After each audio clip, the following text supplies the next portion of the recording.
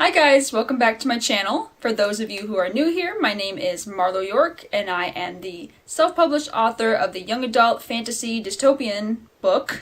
I almost said series, it's just a book right now. Blood of Fire. Today I just wanted to talk a little bit about why I chose to self-publish rather than go the traditional route. Maybe in the future I'll make a pro-con traditional versus self-publishing video, but there's so many of those on the internet already that I kind of just wanted to share my particular experience with self-publishing Blood of Fire on Amazon. I'll begin with a little bit of background. It was the late 90s, early 2000s when I first started writing. Self-publishing, from what I gather, probably wasn't in the same place that it is now. It probably wasn't as easy to just put your book online on a place like Amazon or CreateSpace, which apparently doesn't exist anymore because they merged with Amazon, whatever, or Ingram Spark, and get your book made into a actual physical book that you could hold in your hands, or in digital form like on Kindle or some other e-reader. When I first started writing as a kid, I honestly thought that people who had books were like already famous people. I really didn't know anything about the publishing industry at all. So I just sort of assumed that like these people became famous for some other reason and then wrote a book and then people wanted to publish the book or something. But now I know a little bit more that you can just kind of be a nobody who decides to start writing and can write and publish their own book. By the time I actually started looking into publication, I think I was in college at the time, and the only way I really knew how you could possibly get published was to either query a publishing house, like the well-known publishing houses, or to try to get into a literary magazine. Generally, literary magazines will only publish poems and short stories, from what I understand, from what my understanding was then. So when I was in college, I actually started reaching out to these literary magazines that were open for submission, and I would send my poetry and short stories to them. Poetry and short stories really aren't my thing. I consider myself a novelist. So when I finally got into my head that I wanted to publish a novel, again, self-publishing wasn't really a thing. Like, it wasn't as easy or as popular as it is now. I pretty much assumed that you had to go through a publishing house first. And so I started to really look into that. And one of the things that my mom gave me was actually this book called The Writer's Market. Can you see it? I'm assuming you can see it because it's in front of my freaking face. And this book is full of magazines, publishing houses, journals, everything you could freaking imagine. There's some contests in here, everything. And it gives their prerequisites for seeking publication through them. So you can find a lot of smaller houses that you can just reach out to and say, here's my manuscript, please publish it, except you would do it the way they want you to, not just like that. That's stupid. But then the more well-known, bigger publishing houses, you generally have to get an agent first, and then the agent has to say, yeah, I think your book would be a good fit for this publishing house, and then they will bring your book and give it to the publishing house, and then the publishing house has to accept it, and it's kind of a big runaround that once I really got into it and realized how much work it was, it's not that I didn't want to do the work, it's that I realized I had to constantly ask people, is this good enough? Will you publish this? Am I good enough for your standards? And throughout my writing life, which again, I started fairly young, everyone always said that I had really good material, and it's only gotten better over the years because I've had so many years of practice. That's how practice works. Yeah, I leveled up. Eventually, I realized how much I had to keep asking people for permission.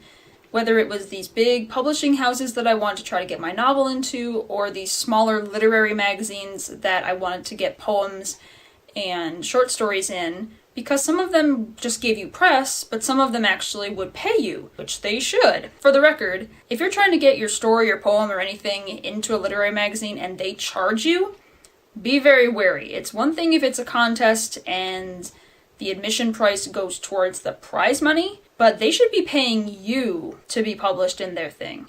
Just saying.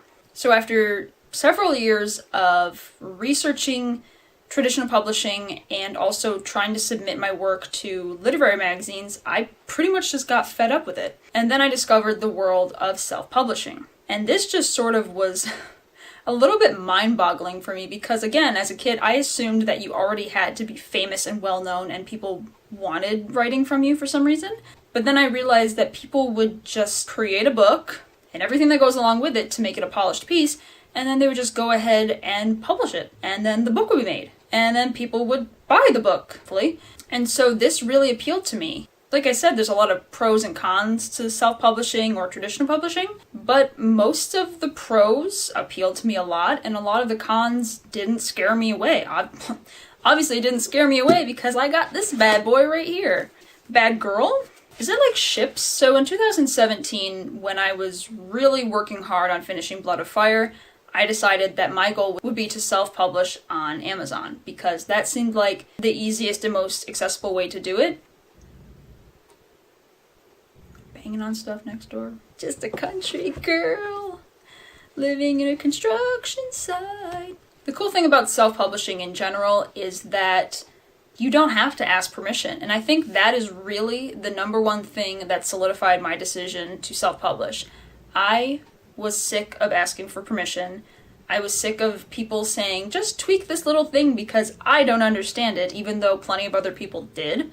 And then only that would make it okay to be published. And there was a time I submitted a short story to one of my college's literary magazines, and it was rejected because of one fairly minute detail. And in order to change it, I would have had to change the meaning of the story itself. And I wasn't okay with that. I chose not being published so that I could keep the integrity of my story. And the thing with self-publishing was that I didn't have to compromise my book's integrity, and I didn't have to impress anyone before I got to publish it. Now, with that said, you don't want to go self-publishing crap work. You want to make sure that it's as polished as possible, that other people have read it, and that they like it enough so that it's a decent story. But number one, you want to write it for yourself, and you need to be happy with it because that's what you have to live with. The actual process of self-publishing on Amazon was fairly easy. I'm not going to get into detail about how to do it step by step because, again, those are instructions that you can look up on your own. But honestly,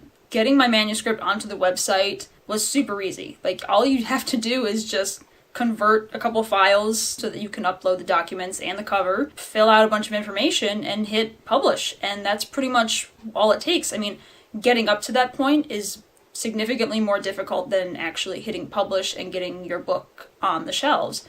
Well, on the virtual shelves. So since my goal was to get my book out there as easily as possible without having to ask permission first, yeah, it was really easy, and I'm glad that I did it. I get to tell my story the way that I intended it to be told. So do I recommend self-publishing?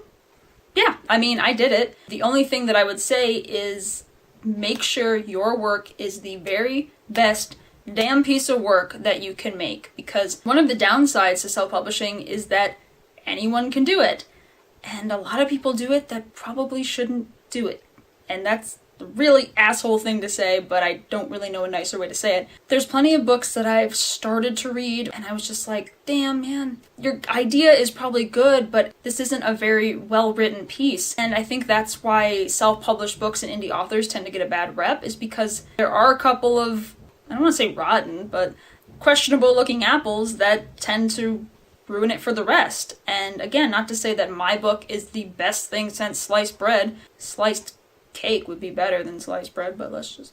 At times it seems like there's too many self-published books on the market that really aren't up to standard, and that's why traditional publishing is a good thing, because it does help to root out some of the work that's not ready to be published yet. And again, not to say that a traditionally published book can't be shitty, because we have all probably read shitty traditionally published books, but it is nice to have that extra filter. So as I said before, yes, I would recommend self-publishing, but absolutely make sure that your work is high quality, that you've done the best you can before you spend all that time and money preparing it and getting it ready to hit publish. The biggest downside that I found from self-publishing is honestly the fact that you're on your own when you do it. Yes, I've had plenty of other writers helping me with tips along the way, and my family and friends and, you know, friends that I've met online have all been super supportive, but you're really on your own. There's no extra money backing you up like you might have from a publishing house, and the marketing is all up to you, and these are all things that you generally have to learn as you go. So no, my book isn't flying off the shelves as much as I would want it to be, but at least it's out there, and it's out there for me and all the people who have enjoyed it. Every time someone compliments their favorite piece or says that they're eager to read it, it honestly just keeps pushing me forward to continue working on the sequel, which I'm currently editing right now. Excuse me, I have a text from my lover. By lover, I mean fiance. What a creepy thing to say. I'm such a creep. So maybe some of you guys were hoping for more of a pro-con list, but that's not really what I wanted to do right now. I kind of just wanted to share a little bit about my experience personally. And overall, my experience has been pretty good. My dream for most of my life has been to publish a book, and now I can actually do it, which is amazing to say. And I just got so sick of rejection when I was reaching out to all these literary magazines who were just saying like, oh, it's good, but it's not our kind of good.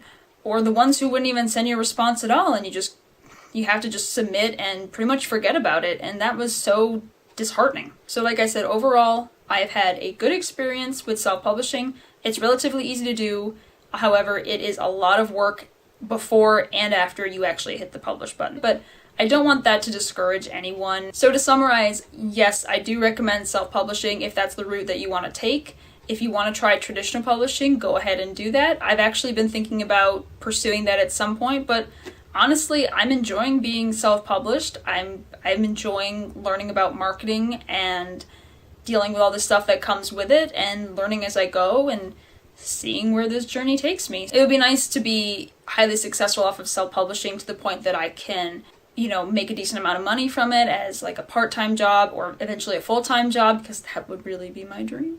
To be an author full-time, that would be heckin' swell. And I know this video was a bit rambly and more of a story time than this is how you do this is how you do that, pro-con, blah blah. If you want to see more of a pro-con for self-publishing, if you want to see self-publishing versus traditional publishing, leave me a comment below and I can make a video like that. So that's all I have for you guys today. If you have any suggestions about more self-publishing stuff you want me to talk about, leave a comment. If you like this video, give it a thumbs up, because that's the universal sign of good job, unless in countries where it's not. If you would like to buy Blood of Fire, it is available in paperback through Amazon and on Kindle, which is also through Amazon because they own Kindle. If you'd like to follow me on social media, I am on Instagram and Twitter, and I will link all those things below in the description. Until next time, see ya!